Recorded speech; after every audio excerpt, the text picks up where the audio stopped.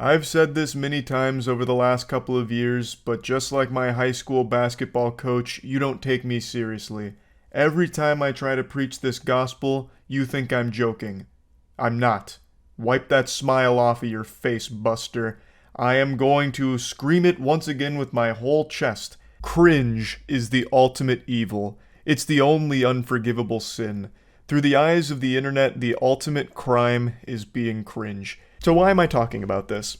Well, it's because two videos have just gone viral for being cringy, and everyone has been dunking on them. The first one absolutely blew up, and it's become one of the most divisive videos I've seen hit the internet since the fucking Wendy and Laurel debate. It's this woman celebrating getting her pancakes by doing a little boogie. I have to mute the audio, so I'm just gonna beatbox for this.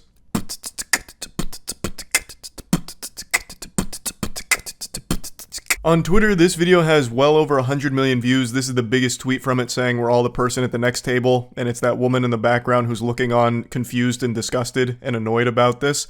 And the video has over 100 million on Twitter, but then an additional like 30 million or so on TikTok. And boy howdy, has this led to an unbelievably large and aggressive conversation. Mortal Kombat 1 came out, but the fatalities in this debate have been far more brutal than anything in that game. I tell you what, sports fans, this shit has been wacky. It's her pretending that she's super excited to get food, my hangriness leaving my body, and she's doing a little goofy TikTok dance. It's very artificial. It's not real. Like, is she actually having fun here? Who's to say? That's a secret between her and God. I have no idea if she's actually having fun, but it's clearly performative for TikTok updoots. She's looking for the internet likes. And it's not really bothering anyone because she's just doing it herself. The only one that's directly involved here is the staff that's bringing her the food, and she's subjecting them to cringe, which could be considered terrorism to a certain extent because cringe it's a fucking weapon. I don't care what anyone says. Weaponized cringe is some of the most potent Geneva Convention violating warfare we have at our disposal. So yes, the staff is exposed to her like pretending that she's super excited to get food, so the staff brings it over and she starts dancing like a toddler here with her happy dance of food. And it's all fake, right? But she's not really bothering anyone. The girl at the other table is just looking on confused and annoyed, which is a very normal response I think most humans would have, because this is a very weird thing to do as an adult. If you want to be treated like an adult, then you need to dress like an adult. Me. That's right, we're doing a me costume for Halloween, so you can wear me like a goddamn flesh suit. So it comes complete with the long hair, even's got my tattoos 1-to-1 for temporary tattoos, and then just like a fun little shirt to go along with the whole collection. So that's the new merch drop for this Halloween. It's available now, I'll put a link in the description. Oh yeah, also the beard. You don't want to be a clean-shaven Charlie, that'd look really weird. And there's nothing cringy about that. If you don't want to get made fun of, then that's what you need to dress like for Halloween. Anyway, the point here is, a lot of people were extremely upset about this video. There was a lot of hostility both in people defending the action and those attacking it. Me personally, I don't like it. It does bother me. I've said this a million times. I think the current climate of things where everything needs to be a fucking song and dance that you put on for an online audience of TikTok people to give you attention is trash. Everyone competing for internet attention at all times and faking everything to get some likes on your posts, awful. So yeah, I don't like that. If I was in that restaurant, you wouldn't see me like flip over a table in anger or anything, but you would see me look over annoyed about it and maybe make fun of it a bit before moving on. But on the internet, cringe is a big deal, and it stays that way, and for some reason gets really aggressive and super deep, like almost philosophical to a certain point.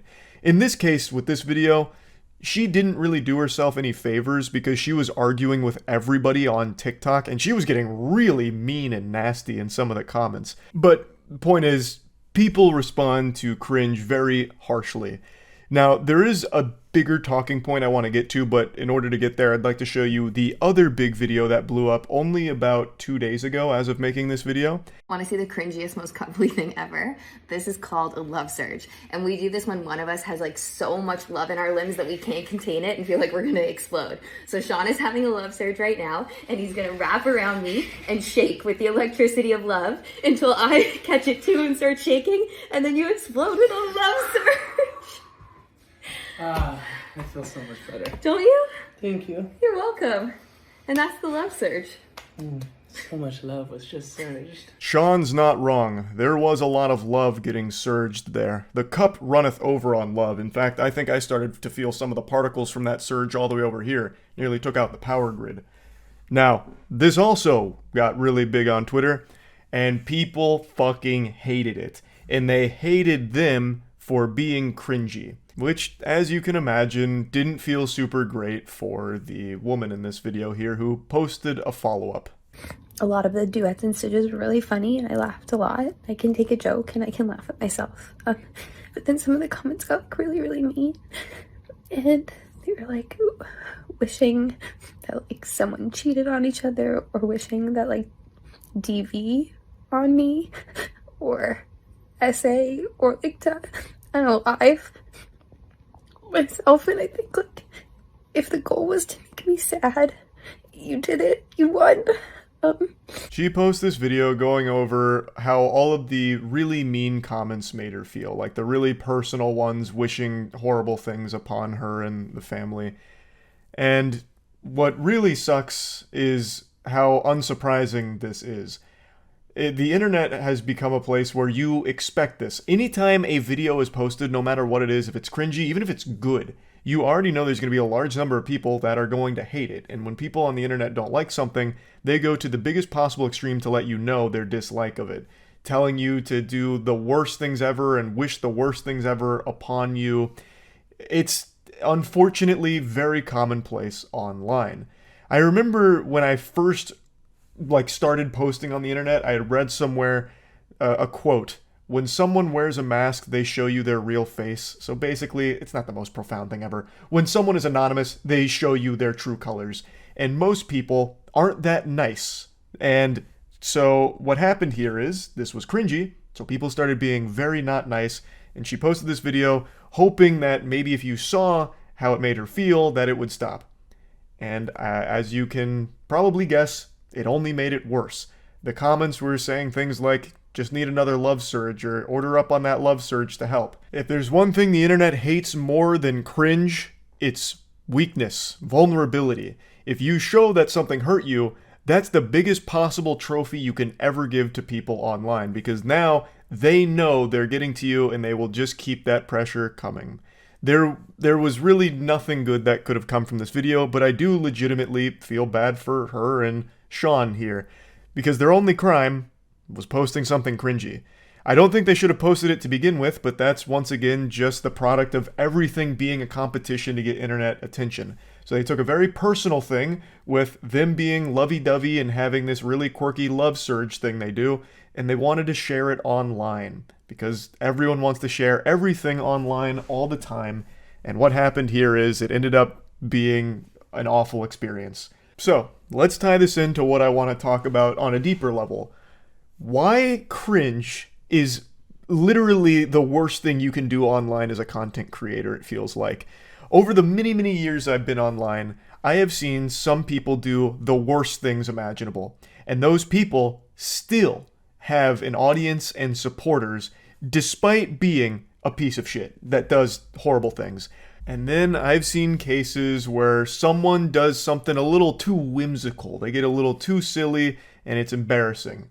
And they lose a lot of supporters for it. More so than someone that is an actually awful person doing horrible things. And I guess it's honestly not even fair to say that it's just the internet that has no forgiveness for cringe, because one of the best examples of an entire career being unraveled from something being a little too goofy actually comes from 2004 and predates the modern internet as we know it. Howard Dean and the now infamous Dean Scream. Howard Dean was a very prominent political figure, and in 2004 was a presidential candidate. And his entire world got fucking blasted when he was doing a rally and got a little too excited. He was given a very passionate speech. He's like, we're going to Washington, we're going to Oregon, then we're going to my buddy Eric's place to eat some ice cream, and then we're looping back around, we're going back to Washington, and then Oregon. Byah! And that moment, that one silly little screech ruined his entire presidential run. and made him a laughingstock, all from just a droplet of cringe. I actually think he was a pioneer who was ahead of his time, because if he did that today, he'd be looked at as like an icon on TikTok, because that kind of shit's not cringy per se anymore.